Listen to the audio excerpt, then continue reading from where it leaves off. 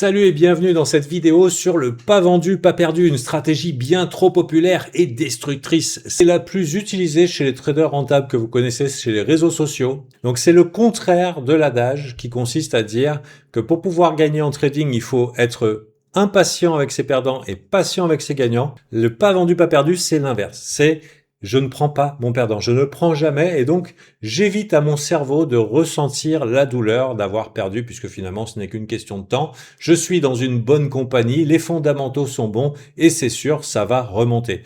Eh ben, vous seriez surpris de savoir que la majorité des gens qui sont sur les réseaux, ou en tout cas qui montrent leurs bons coups et qui se manifestent comme des génies, si vous regardez leur timing, souvent vous voyez passer par des moins 20, moins 30, moins 50% avant de remonter. Et les gars ont juste utilisé la technique du claquement de fesses pour pouvoir tenir leur position.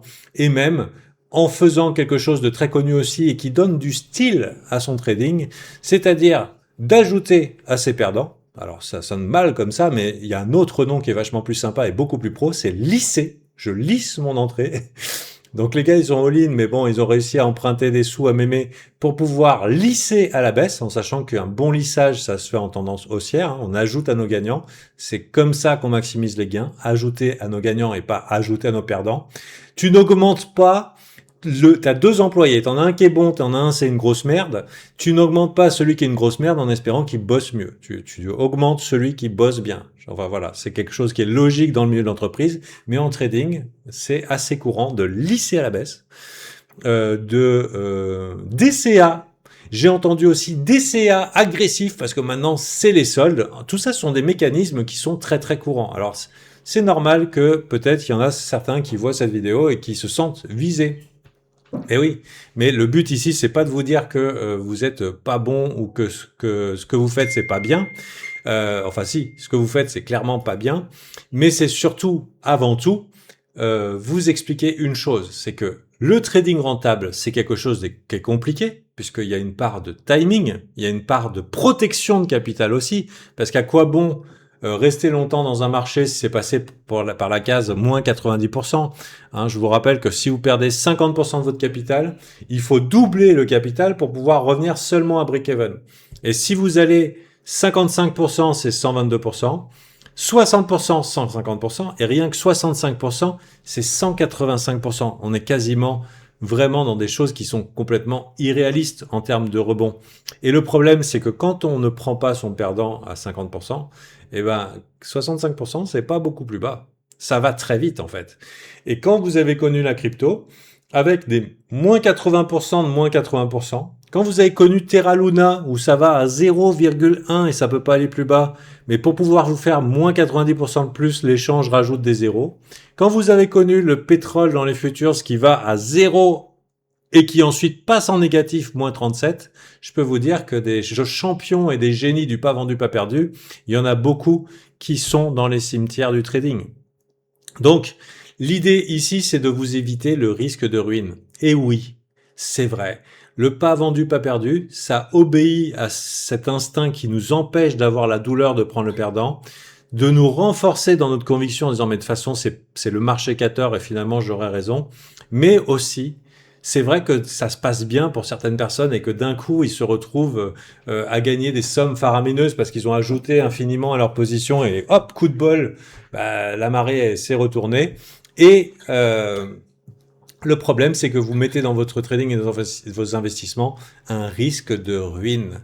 Oui, il y a le risque que ça aille beaucoup plus bas que vous ayez voulu et que ça amenuise de beaucoup votre capital que vous vous serviez pour faire fructifier. Au début, vous étiez là, et oh, moi j'étais là pour faire fructifier mon capital de 7% par an, et là d'un coup je me retrouve avec un moins 50%. Il faut vraiment que j'attende 2-3 ans pour finalement être un génial génie et retour à break-even. Ça, c'est si j'ai de la chance. C'est si j'ai de la chance de finalement me retrouver dans une position gagnante. Alors que la protection du capital et l'acceptation, je dirais, d'accepter l'humiliation qui vient avec prendre un perdant, et aussi la difficulté qu'il y a à timer les marchés, parce que ça s'apprend. C'est pas impossible, ça s'apprend, c'est difficile et parfois on se fait stopper, c'est vrai. Mais le stop, c'est pas un stop loss, c'est un stop protect, c'est un stop qui te protège de perdre plus. Et si tu perds 1 ou 2% ou 0,5% de ton capital, tu peux t'en remettre relativement facilement. Alors que si tu en perds 30, 40 ou 50, ça peut vraiment faire mal. Et sachez que les cimetières du trading sont remplis de gens qui ont fait du pas vendu, pas perdu. Alors oui, il y a des génies. Oui, il y a les gars, ils disent, ouais, mais bon, dans la vie, il faut des couilles, il faut tenir la position, on est des hommes, hold, hold. Voilà, donc les gars, ils sont à fond comme ça. Mais sachez que pour ceux qui s'en sortent avec cette technique-là, surtout quand ça tourne mal, malheureusement, il y en a une grande majorité qui se fait extrêmement détruire. Et ça vous fait une belle jambe que je vous dis ça, mais bon, moi, c'est tout ce que je connais, pas vendu, pas perdu, ça marche, et que veux-tu que je te dise? Eh ben, utilise un putain d'indicateur de tendance. Il y en a des tonnes sur TradingView, c'est relativement facile à utiliser. Alors oui, tu n'auras pas le bottom exact, tu n'auras pas le top exact, et parfois, c'est vrai, le marché va continuer à monter alors que tu as vendu. Et parfois, il va continuer aussi à baisser alors que tu as acheté, mais bon, on ne voit que le mauvais côté de la face de la pièce. Donc, un indicateur de tendance, que ce soit Ishimoku, Super Trend, il y a des tonnes et des tonnes d'indicateurs de tendance. Une simple MA 200. Vous saviez que les boomers, les anciens de la finance traditionnelle se servent d'une MA 200, de son niveau et de sa pente pour savoir s'ils vont rentrer oui ou non dans un asset ou en sortir. C'est aussi simple que ça. Mais ça pourrait être une MA 50, une MA 200. Vous choisissez l'unité de temps, mais normalement, vous ne devriez pas être sous vos indicateurs de tendance et vous ne devriez pas être en train d'espérer un retournement alors que le graphique dit « Ah ». Enfin, plutôt « Voilà. Donc, c'est la solution. Bien sûr, il y a beaucoup d'autres choses à faire. Et aussi, c'est la protection du capital. Ça veut dire faire en sorte que vos positions ne soient pas démesurées. Vous avez beaucoup de convictions, vous êtes tombé amoureux de votre stock. Bah ouais, ok, ça se termine bien des fois, mais pour plein de gens, ça se termine mal parce que ce n'est pas bon d'être attaché émotionnellement à quelque chose. Et je vois tous les jours sur les réseaux, je vous avais dit, machin et tout. Tu sais, je regarde le graphique, le machin a perdu 30% ou 40% entre le moment du call et où la personne se déclare un génie. J'en vois tous les jours, c'est catastrophique. Et ça encourage les gens à dire que finalement, prévoir le futur, en dépit des tendances, en dépit d'avoir eu des entrées de merde, en dépit d'avoir été sous l'eau et d'avoir retenu sa respiration pendant des mois, voire des années, c'est ça le bon investissement. Eh ben écoutez, moi je voulais ouvrir ma gueule et vous dire que vous pouvez timer avec des indicateurs de tendance et que vous devez plutôt développer la capacité d'être frustré, blessé dans votre ego par des petits perdants, et plus que blessé dans l'ego, quand on perd de l'argent, c'est plus que ça va directement taper dans vos instincts de survie. Si on veut pas perdre d'argent, si c'est si dur le trading, c'est parce que ça fait mal. Ça fait mal de perdre de l'argent. Et d'apprendre non seulement à prendre ces perdants-là, et en plus de ça, de s'en remettre psychologiquement avec des techniques de mindset, parce que ça fait partie du job. C'est comme se dire, moi aussi je veux aller sur les rings, moi aussi je veux aller sur le terrain du MMA, dans l'octogone, mais par contre c'est interdit qu'on me tape sur la gueule. Je ne veux pas avoir mal, Gabriel, tu te démerdes. Eh ben non, le trading, tu vas là-dedans, t'es dans l'octogone, t'es avec des mecs qui sont plus costauds que toi, et oui, tu vas t'en prendre plein la gueule. Ça fait partie du job, et le job étant de ne pas se laisser mettre KO. Et tu peux faire ce que tu veux. Quand t'es KO, ou quand t'es au sol, que vraiment le marché te met des moins 50%, moins 60% dans la gueule, c'est beaucoup plus difficile de se relever que de simplement se prendre une pichenette dans la gueule et d'esquiver les coups. Donc, voilà, c'est l'image d'aujourd'hui. Je voulais en parler depuis longtemps. Faites bien attention. Autre illustration, avant de conclure, autre illustration. Vous avez vu les sites de copy trading? Quand on regarde les copy trading, les mecs à copier là, ils ont 99% de win rate, la plupart, et il y en a énormément. Comme je vous disais, le pas vendu, pas perdu, c'est la manière numéro 1 de simuler, ou en tout cas d'être rentable le plus vite possible.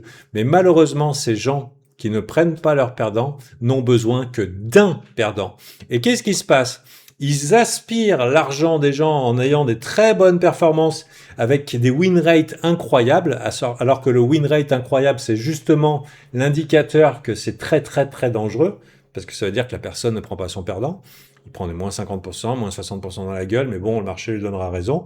Et à un moment, boum, t'as le marché crypto, en tout cas quand c'était la crypto, parce que c'est ce que j'ai connu avec les bots de trading, les autres j'ai pas regardé ce qu'ils faisaient.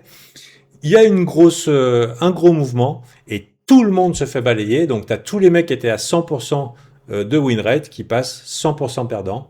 Ils ont perdu tout l'argent des clients. Donc faites bien attention.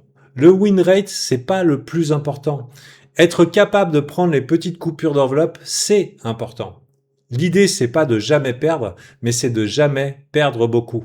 De faire en sorte de créer des risques asymétriques entre votre gain et vos pertes et d'essayer de travailler le nombre de perdants et le nombre de gagnants. Mais surtout, le plus important, c'est la moyenne de ce que vous gagnez quand vous gagnez, la moyenne de ce que vous perdez quand vous perdez. Et de travailler progressivement les chiffres entre les deux.